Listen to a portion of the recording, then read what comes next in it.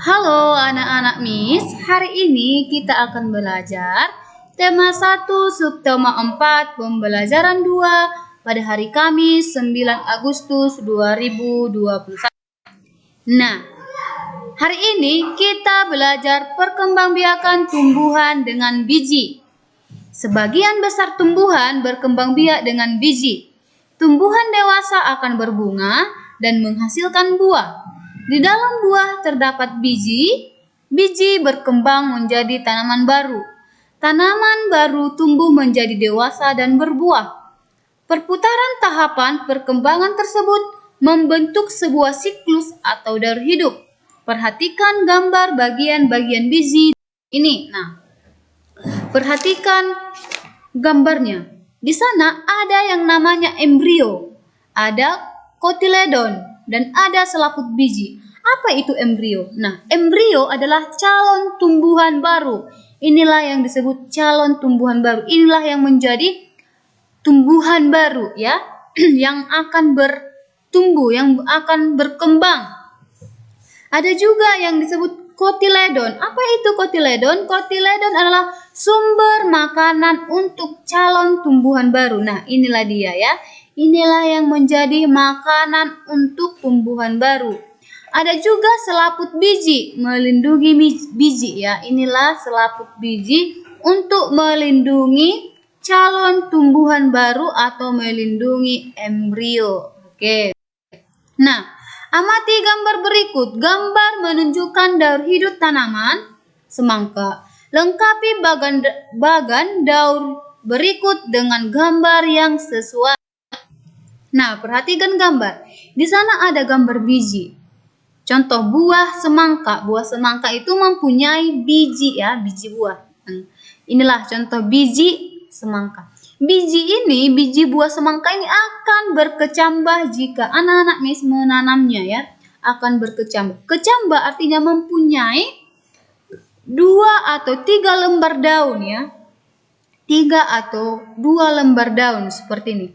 Setelah berkecambah dia akan tumbuh menjadi tumbuhan baru, tumbuh menjadi tumbuhan yang mempunyai bunga.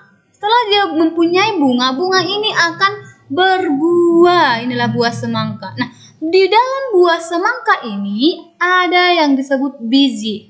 Itulah sampai ke sini. Dia ada perputaran atau siklus ya. Siklus untuk menanam buah biji semangka. Oke. Perkembangbiakan tumbuhan dengan tunas. Kita sudah belajar perkembangbiakan dengan menggunakan biji. Sekarang kita berkembangbiakan dengan tunas. Selain biji, tumbuhan berkembang biak dengan tunas. Tunas adalah anakan yang tumbuh di dekat tumbuhan induknya. Ada juga tunas yang tumbuh di daun induk, contohnya tanaman cocor bebek. Salah satu contoh tumbuhan yang bertunas adalah pisang dan cocor bebek. Tunas pisang tumbuh dari batang yang ada di dalam tanah.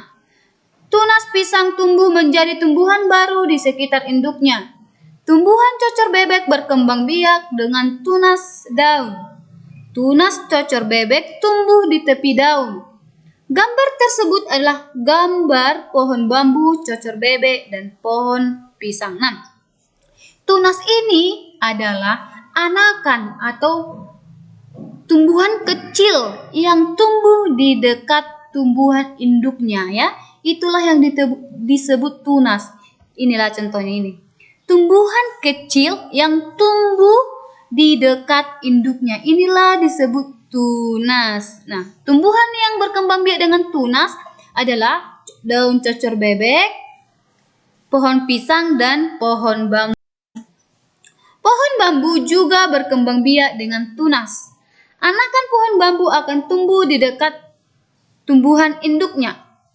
Batang pohon bambu banyak manfaatnya. Salah satu manfaat digunakan untuk bermain. Selain pohon bambu juga berkembang biak dengan tunas. Bukan hanya itu manfaat pohon bambu. batangnya juga bisa dimanfaatkan. Batang pohon bambu juga bisa dimanfaatkan untuk bermain. Apa itu? Nah, ini. Ayo perhatikan dulu gambar. Pernahkah anak-anak Miss melakukan permainan seperti ini? Nah, ikuti tahapan bermain sesuai gambar. Buatlah kelompok yang terdiri atas 5 orang bermain. Seorang pemain akan bertugas melompat.